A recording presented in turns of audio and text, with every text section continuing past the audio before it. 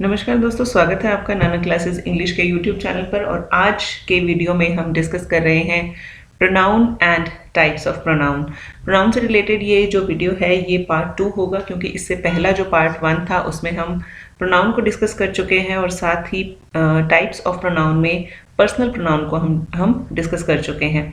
आज के वीडियो में हम रिफ्लेक्सिव प्रोनाउन जो है उसको देखेंगे, एम्फेटिक प्रोनाउन को देखेंगे और साथ ही डेमोन्स्ट्रेटिव प्रोनाउन के बारे में जानेंगे। जैसा कि आपको पता है, और अगर आपने इससे पहले वाला वीडियो देखा है तो आपको पता होगा कि प्रोनाउन के काफ़ी भेद होते हैं, काफ़ी सारे टाइप्स होते हैं। तो हम चंक्स में इनको डिस्कस करेंगे। तो शुरू करते हैं आज का वीडियो। आज का पहला जो टाइप्स ऑफ प्रोनाउन है वो है रिफ्लेक्सिव प्रोनाउंस। इससे पहले हम जो पर्सनल प्रोनाउन है उसको डिस्कस कर चुके थे। टेबल के थ्रू मैंने आपको बहुत ही अच्छे तरीके से समझाया था। तो आज के वीडियो में हम देख रहे हैं कि रिफ्लेक्सिव प्रोनाउंस जो है वो क्या होते हैं। देखिए, रिफ्लेक्सिव जो वर्ड है वो रिफ्लेक्ट से आया है, तो उससे थोड़ा सा रिलेट करके समझिएगा इसको। Reflexive pronouns refer back to a person और thing. We often use reflexive pronouns when the subject and the object of a verb are the same. देखिए, प्रोनाउन को समझ रहे हैं तो ये बात बिल्कुल ध्यान में रखिएगा कि प्रोनाउंस ऐसे वर्ड्स होते हैं जो कि नाउन की जगह यूज होते हैं। ठीक है, तो देखिए रिफ्लेक्सिव प्रोनाउन क्या है कि refer back to a person और थिंग। तो मतलब when often use we use often we reflexive pronoun when the subject and object of the verb are the same। तो देखिए एग्जाम्पल के थ्रू इसको समझते हैं। I cut myself when I was making dinner last night। तो देखिए I और myself, तो माई सेल्फ जो है यहाँ पर रिफ्लेक्सिव प्रोनाउन है और वो रेफर कर रहा है सब्जेक्ट यानी कि आई को। तो we often use reflexive pronouns when the subject and object of a verb are same। तो subject और object जो है वो लगभग सेम होते हैं और pronoun जो होता है वो उस sentence के subject को रेफर करता है। अब कौन कौन से होते हैं reflexive pronouns देख लेते हैं। reflexive pronouns are myself, yourself, himself, herself, oneself, itself, ourselves, yourselves और themselves। तो ये reflexive pronouns हैं। They refer to the same person or thing as the subject does। तो देखिए सब्जेक्ट जो होता है उसी को वो रेफर करते हैं। तो सब्जेक्ट और ऑब्जेक्ट लगभग इसमें सिमिलर होते हैं। एग्जाम्पल्स के थ्रू समझते हैं। You will hurt yourself। तो इसको ना थोड़ा सा हम हिंदी में समझने की कोशिश करेंगे तो you will understand in a better way। तो देखिए इसमें यह है कि you will hurt yourself, तुम खुद को हर्ट करोगे या खुद को चोट पहुंचाओगे। He killed himself, उसने खुद को ही मार लिया। They enjoyed themselves, उन्होंने खुद ही बहुत इंजॉय किया। She cooked herself, उसने खुद कुकिंग किया या मतलब खुद उसने खाना पकाया।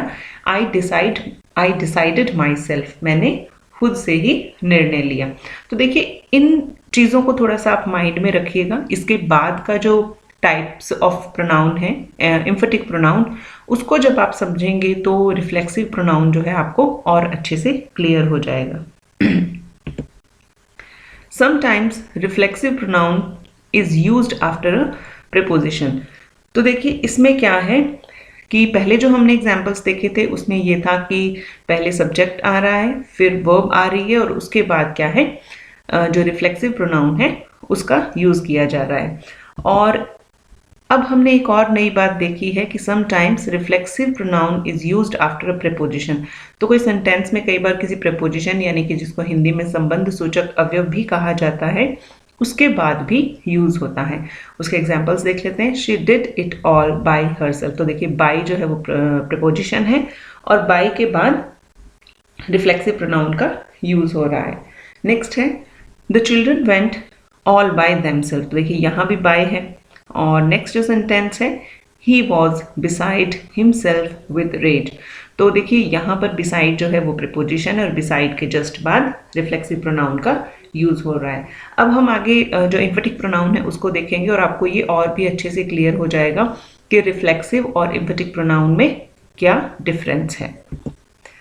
रिफ्लेक्सिव प्रोनाउन कैन बी, अच्छा एक चीज और रह गई है, A reflexive pronoun can be direct object in a sentence when the subject and the direct object are one and the same. देखिए बात सेम है, पर यहाँ पर एक नया कंसेप्ट दिया गया है कि दोनों ही तरह रिफ्लेक्सिव प्रोनाउन है जो वो यूज हो सकता है। कैसे? डायरेक्ट ऑब्जेक्ट के रूप में भी और इनडायरेक्ट ऑब्जेक्ट के रूप में भी। अब ये इनडायरेक्ट ऑब्जेक्ट और डायरेक्ट ऑब्जेक्ट जो है वो क्या होते हैं, इस पर एक डिटेल्ड वीडियो अलग से बनेगा ताकि इनमें जो अंतर है उसको आप अच्छे से समझ पाएं। तो पहले हम एग्जाम्पल देख लेते हैं कि डायरेक्ट ऑब्जेक्ट की तरह रिफ्लेक्सिव प्रोनाउन कैसे यूज हो रहा है। David decided to reward himself with a dinner out. तो यहाँ पर जो हिमसेल्फ वर्ड है रिफ्लेक्सिव प्रोनाउन है वो डायरेक्ट ऑब्जेक्ट की तरह यूज हुआ है। नेक्स्ट है reflexive pronoun can also play the indirect object role in a sentence. तो इसका एग्जाम्पल है Mary knitted herself a new sweater। तो इसमें इनडायरेक्ट ऑब्जेक्ट की तरह जो रिफ्लेक्सिव प्रोनाउन है वो काम कर रहा है। नेक्स्ट हम देख लेते हैं emphatic pronoun. Emphatic pronouns are just reflective pronouns with a different purpose. तो देखिए सबसे पहले तो आप ये बात जानिए कि एम्फेटिक प्रोनाउन जो है वही शब्द होते हैं जो रिफ्लेक्सिव प्रोनाउन होते हैं, पर इनके पर्पस में, इनके उद्देश्य में अंतर होता है। क्या अंतर होता है ये देख लेते हैं। Emphatic pronouns are employed to stress the previous term to which they relate and are frequently found straight after the noun they are trying to emphasize. Emphatic pronouns are also called the intensive pronoun। तो देखिए इसको समझते हैं अच्छे से। सबसे पहले तो आप ये जान लीजिए कि emphatic pronouns जो होते हैं वो उनको इंटेंसिव प्रोनाउंस भी कहा जाता है। अब देखिए नाम है इनका एम्फेटिक प्रोनाउन, तो एम्फेटिक का मतलब होता है जोर देना, एम्फसाइज करना, ठीक है, दबाव डालना। अब ये क्या कह रहे हैं कि रिफ्लेक्सिव प्रोनाउन की तरह ही होते हैं, वही शब्द होते हैं, पर पर्पस इनका डिफरेंस होता है। क्या डिफरेंस होता है पर्पस में? Emphatic pronouns are employed to stress the previous term. अब प्रीवियस टर्म को स्ट्रेस देने के लिए, प्रीवियस टर्म कौन सी हो गई? देखो किसकी जगह यूज हो रहे हैं? नाउन की जगह। तो नाउन को स्ट्रेस देने के लिए या नाउन को एम्फसाइज करने के लिए, और एक बात और इसके साथ कि नाउन के जस्ट बाद ये यूज होते हैं, ठीक है। देखिए दोबारा समझिए, एम्फेटिक प्रोनाउन जो है वो अपने जस्ट जो इनकी प्रीवियस टर्म होती है नाउन या नाउन फ्रेज को एम्फसाइज करने के लिए, स्ट्रेस देने के लिए यूज होते हैं, और ज़्यादातर नाउन के जस्ट बाद यूज होते हैं, और इनको साथ में इंटेंसिव प्रोनाउंस भी कहा जाता है। एग्जाम्पल्स देखते हैं। पहला एग्जाम्पल है I myself saw the murder. अब देखिए थोड़ा सा क्लियर करती हूँ आपको कि रिफ्लेक्सिव प्रोनाउन और एम्फेटिक प्रोनाउन में क्या डिफरेंस होता है। इसी सेंटेंस को अपने थोड़ा सा ट्विस्ट करते हैं। आई सॉ माई सेल्फ, मैंने खुद को देखा। मर्डर को एक बार हटा देते क्योंकि ऑब्जेक्ट का काम करेगा ना। रिफ्लेक्सिव प्रोनाउन में तो जो प्रोनाउन शब्द है वो अपने आप में ही ऑब्जेक्ट का काम कर रहा है, और ऑब्जेक्ट का काम करके वो सब्जेक्ट को रेफर कर रहा है, ठीक है। तो इसमें तो ये सेंटेंस इस तरह बनेगा कि I saw my self in the mirror. ये तो हो गया आपका रिफ्लेक्सिव प्रोनाउन। अभी इस चीज़ को थोड़ा सा ट्विस्ट कीजिए और नाउन के जस्ट बाद प्रोनाउन को अगर हम प्लेस करें, I myself saw the murder. पहले वाले का तो क्या अर्थ था कि मैंने खुद को देखा, और इसका देखिए क्या अर्थ होगा कि मैंने खुद वो मर्डर देखा। अब आ गया फर्क, इसमें कितना एम्फसाइज दे के बात की जा रही है। नेक्स्ट जो एग्जाम्पल है उसको देखते हैं। सैम हिमसेल्फ इन्फॉर्म्ड मी, सैम ने मुझे खुद इन्फॉर्म किया था। देखिए ज़रा सा रिलेट करने की कोशिश कीजिए। बच्चे होते हैं, घर पे डांट पड़ती है ना, और बच्चे कई बार सही होते हैं और मम्मी पापा को अच्छे से बात समझ में नहीं आती, तो कैसे मतलब बच्चे कैसे रिप्लाई करते हैं, अरे मैंने खुद किया था ये, है ना। मतलब इस तरह से बच्चे बड़ा एम्फसाइज करके बात करते हैं। तो सेम उस टाइम वो एम्फेटिक प्रोनाउन जो है वो यूज़ कर रहे होते हैं। बट ये समझने वाली बात है कि कैजुअली हम यूज़ करते रहते हैं, but we are not aware कि हम कौन सा जो शब्द है वो यूज़ कर रहे हैं। और नेक्स्ट एग्जाम्पल देखिए, my mother her self was present during the event. मेरी मदर जो है, माई मदर हर सेल्फ, मेरी माँ खुद वहाँ प्रेजेंट थी ड्यूरिंग द इवेंट। नेक्स्ट देखिए, he himself talked to the minister, उसने खुद मिनिस्टर से बात की थी। They themselves decided to stay there, उन्होंने खुद ही वहाँ रुकने का निर्णय लिया था। तो थोड़ा सा डिफरेंस है, पर आपको बहुत अच्छे से समझ में आ गया होगा, क्योंकि डिफरेंस जो है वो छोटा है, पर अर्थ जो इनका निकलता है वो काफ़ी बड़ा डिफरेंस क्रिएट करता है।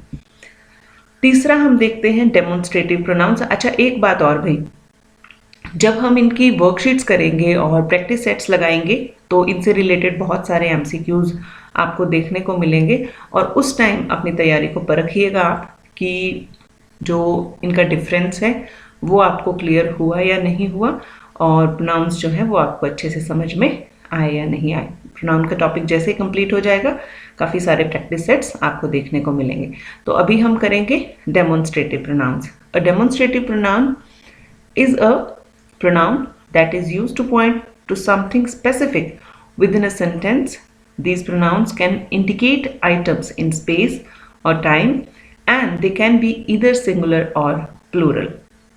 अब देखो भाई, पहले तो ये देख लो कि डेमोन्स्ट्रेटिव प्रोनाउंस होते कौन कौन से। दिस, दैट, दीज, दोस और सच, ये होते हैं डेमोन्स्ट्रेटिव प्रोनाउन। मतलब इसको शॉर्ट फॉर्म में, और अगर आजकल की लैंग्वेज में तो आप समझना चाहो तो देखिए, डेमो देते हैं ना, डेमो देते हैं तो क्या क्या होता है डेमो के अंदर, कि समझाना, किसी के बारे में पॉइंट करना, इशारे करके बताना, डेमो देना, उसको एक्सप्लेन कर देना उसके बारे में। तो डेमोन्स्ट्रेटिव प्रोनाउन करते वक्त भी हम ये ध्यान में रखेंगे कि प्रोनाउंस वो शब्द हैं जो नाउन की जगह यूज होंगे। तो अब ये क्या कह रहा है कि used two point something specific, किसी चीज़ को, किसी स्पेसिफिक को पॉइंट आउट करने के लिए डेमोन्स्ट्रेटिव प्रोनाउन का यूज़ किया जाता है। एक बात और कि सिंगुलर और प्लूरल हो सकते हैं। अब देखिए, बचपन में ही आपने सीख लिया था, और आई एम श्योर कि आपको भी ध्यान होगा कि दिस और दैट, ये दोनों सिंगुलर है। दिस तो होता है नज़दीक के लिए, अभी और डिस्कस करेंगे इसको आगे। दैट जो होता है वो दूर वाली चीज़ के लिए। दीज और दोज, ये दोनों होते हैं प्लूरल के लिए। दीज जो है वो पास वाली बहुत सारी चीज़ों के लिए, और दोज जो है वो दूर वाली बहुत सारी चीज़ों के लिए। और सच है उसको हम एग्जाम्पल के थ्रू समझते हैं। When we use to represent a thing or things, demonstrative pronouns can be either near or far in distance or time. अब देखो, नियर और फार इन डिस्टेंस और टाइम, समय और दूरी दोनों के हिसाब से नियर या फार होंगे। अब नियर इन टाइम और डिस्टेंस, मान लीजिए कोई हम नज़दीक समय की बात कर रहे हैं या नज़दीक पड़ी कोई चीज़ की बात कर रहे हैं, वो सिंगुलर है तो दिस यूज़ होगा, और अगर वो प्लूरल है तो दीज यूज़ होगा।